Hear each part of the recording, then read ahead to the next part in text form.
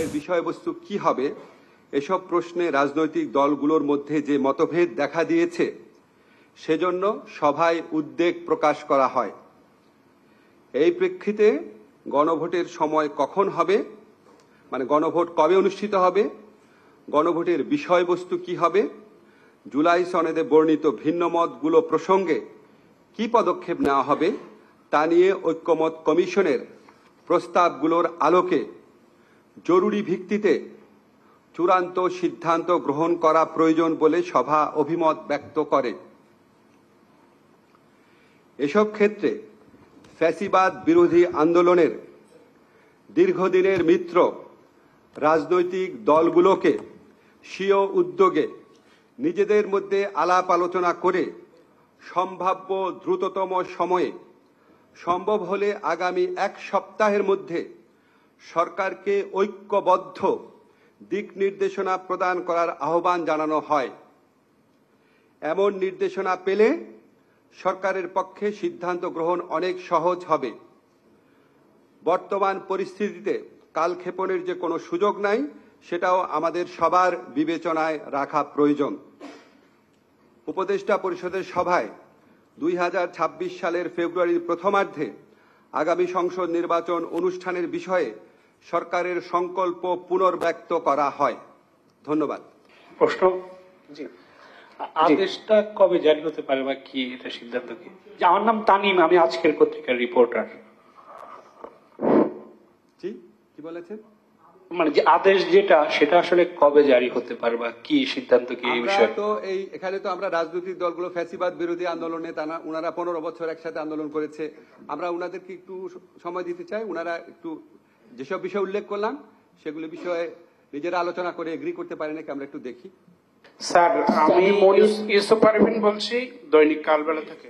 আজকের মিটিং এ যা আলোচনা হয়েছে তা আপনাদের লিখিতভাবে আমি জানিয়েছি। এর বাইরে কিছু বলার কোনো স্কোপ নাই, কোনো প্রয়োজন নাই। স্যার, আমার নাম মনিরুজ্জামান উজ্জ্বল। স্যার, আমার নাম ইউসুফ পারভিন, আমি দৈনিক কালবেলার বিশেষ প্রতিনিধি। আপনারা যে এক সপ্তাহ আলটিমেটাম দিয়েছেন দলগুলো নিজেদের মধ্যে আলাপ আলোচনা করবে, তারা যদি আলোচনা ব্যর্থ হয়, ঐক্যমত্যে না পৌঁছতে পারে, সেক্ষেত্রে গভর্নমেন্টের দায়িত্ব কি হবে? গণভোট দিয়ে সরকার কি সিদ্ধান্ত নেবে? আমরা কোনো আলটিমেটাম দেই নাই, আমরা আহ্বান জানিয়েছি। আলটিমেটাম শব্দটা আমি আপত্তি করছি।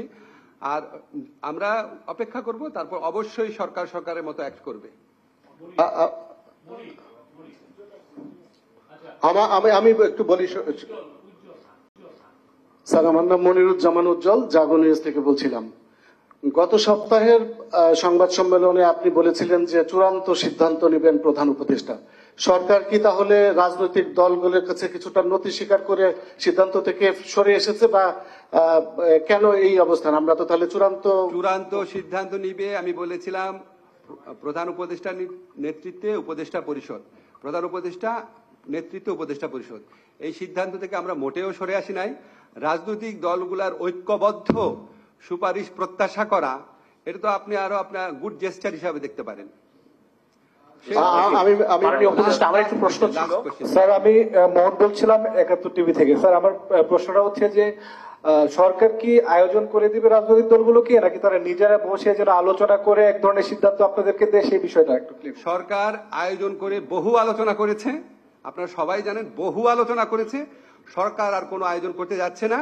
এই রাজনৈতিক দলগুলা, যারা ফ্যাসিবাদ বিরোধী রাজনৈতিক দলগুলো আছে, ওনারা 15 বছর নিজেরা আলোচনা করে বহু গুরুত্বপূর্ণ সিদ্ধান্ত নিয়েছেন। ওনারা অত্যন্ত প্রতিকূল সময়ে একসাথে আন্দোলন করেছেন, একসাথে নির্যাতনের শিকার হয়েছেন। আমরা ওনারা স্বীয় উদ্যোগে নিজেরা আলোচনা করে আমাদেরকে একটা ঐক্যবদ্ধ নির্দেশনা দিবেন এই প্রত্যাশা করছি। আমি কালকেই দেখলাম একটি দলের পক্ষ থেকে আলোচনার আহ্বানও জানানো হয়েছে, আমরা এটাকে স্বাগত জানাই। আমি একটা প্রশ্ন করতে চাই। আমি মইনুল হক, নিউজে কাজ করি। আমার প্রশ্ন হলো যে রাজনৈতিক দলগুলোর, বিশেষত একটা বড় রাজনৈতিক দল থেকে যে অভিযোগটা করা হচ্ছে, ঐক্যমত্য কমিশনে যে বিষয়গুলো আলাপ আলোচনা করা হয়েছিল, বাস্তবায়নের সুপারিশে সেই আলাপ আলোচনাগুলোর ব্যত্যয় ঘটেছে বা সম্পূর্ণভাবে সেগুলো রক্ষা করা হয়নি। আর একটা হলো যে তারা এই এই এই প্রসঙ্গেই থাকি যে এইটা স্যার কেন হলো, এটা কি এই অভিযোগ সম্পর্কে কেন? এই প্রসঙ্গে আমাদের এখন কোনো মন্তব্য নাই। আমরা রাজনৈতিক দলগুলো নিজেরা আলাপ আলোচনা করে এই বিষয়টাও আমাদেরকে একটা ঐক্যবদ্ধ নির্দেশনা দিবেন এই প্রত্যাশা করছি। ওনারা যদি আলাপ আলোচনা করেন আমরা এটা খুব আমাদের জন্য কাজটা সহজ হয়। ওনারা যদি ঐক্যবদ্ধ নির্দেশনা না দিতে পারেন অবশ্যই সরকার সরকারের মতো সিদ্ধান্ত নেবে। স্যার আমি ফয়সালা ঠিক বিডি নিউজ থেকে স্যার লাস্ট প্রশ্নটা একটু যদি নিতেন স্যার এটার জন্য স্যার এটা আপনার দর্শক, আমরা এতক্ষণ ছিলাম প্রধান উপদেষ্টার কার্যালয়ে করবি হলে এবং সেখানে কথা বলছেন আইন উপদেষ্টা আসিফ নজরুল সংবাদ সম্মেলনে, এবং এখানে প্রধান উপদেষ্টার কথা বলার কথা রয়েছে। নিশ্চয়ই তিনি কথা বললে আমরা সরাসরি চলে যাব আবারও এখানে।